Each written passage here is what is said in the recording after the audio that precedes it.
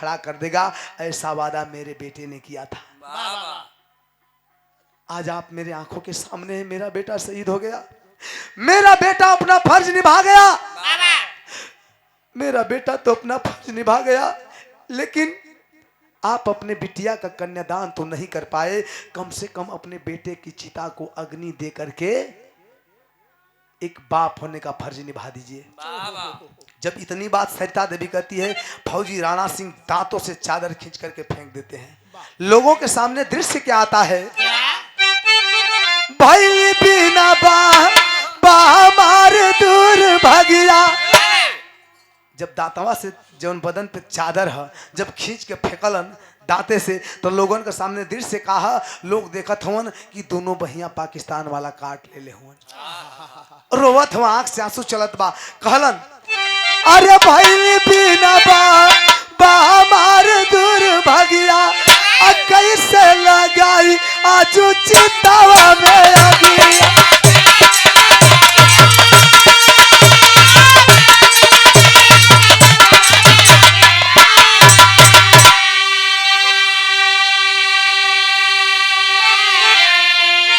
अरे दे गई ना बुढ़ौती में करे जे पीरवा, एक बेर अंतिम तारा सनवा करा दो हीरावा।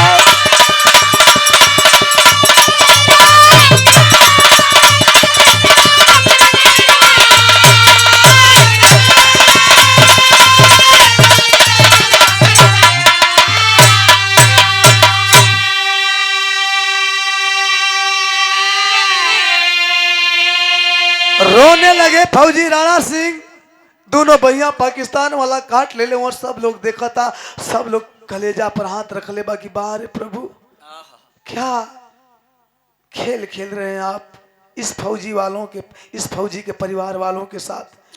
दोनों भैया काट ले ले और रोए लगलन कि सरिता, जमाने के लोग कहते हैं कि दुनिया का कोई भी बाप कितना हो बड़ा दान कर ले, लेकिन जब तक कन्या दान नहीं करता उसकी जान पवित्र नहीं होती, उसका जीवन सफल नहीं होता।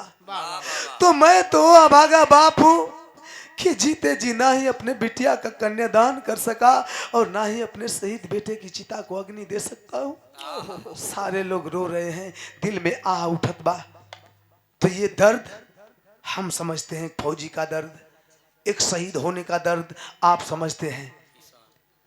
अफसोस है कि एक मजदूर किसान का दर्द, एक फौजी जवान का दर्द यह नेता नहीं समझते हैं।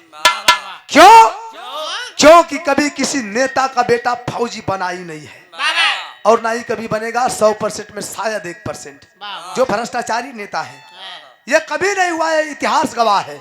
इसलिए यह नेता जिसे हम सबसे ऊंची गद्दी पर राजा बना करके बैठाते हैं, उन्हें इसका परवाह नहीं है, देश की चिंता नहीं है, मजदूर किसान की चिंता नहीं है, फौजी जवान की चिंता नहीं है।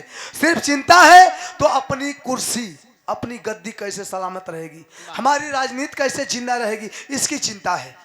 लेकिन शायद उन्हें पता होना चाहिए कि इस देश का सही सलामत मजदूर और किसान है तो सरहद पे तैनात फौजी नौजवान है, और सरहद पे तैनात फौजी नौजवान है तो यह देश है, और यह देश है तो इस देश की राजनीति के साथ साथ गद्दी सलामत है, उस गद्दी के राजनेता सही सलामत है। लेकिन वो कभी नहीं समझेंगे।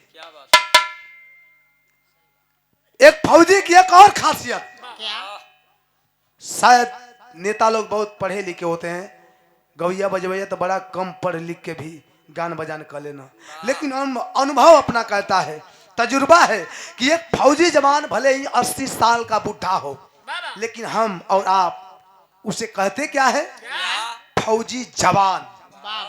ऐसे कुल बूढ़ रही है तो बूढ़ कहीं है, नया रही है तो नया कहीं है, लेकिन फौजी अगर बन गया कोई जवान, कोई व्यक्ति भले 80 साल हो, 90 साल का हो, लोग उसे फौजी जवान शब्द कह के संबोधित करेंगे। तो एक बार हम चाहेंगे कि फौजी भाइयों के प्रति थोड़ा सा भी दिल में स्नेह प्यार है तो फौजी भाइयों का आप लोग एक बार सम्मान कर दीजिए, जोरदार ताली बजा करके। बहुत बहुत धन्यवाद। गुरु गणेश गुलाम लाल के स्वर्ग में बच्चन पावन, राम देव चंद का कवि पुजारी राम खिलावन हो।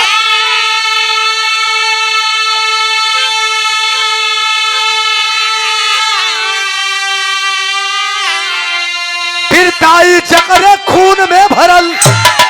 कहल जाला, एक बात बता दी पॉइंट का चीज कि पहलवानी खातिर, गायकी खातिर, दौड़ धूप खातिर और देश का रक्षा खातिर अंश बहुत जरूरी है।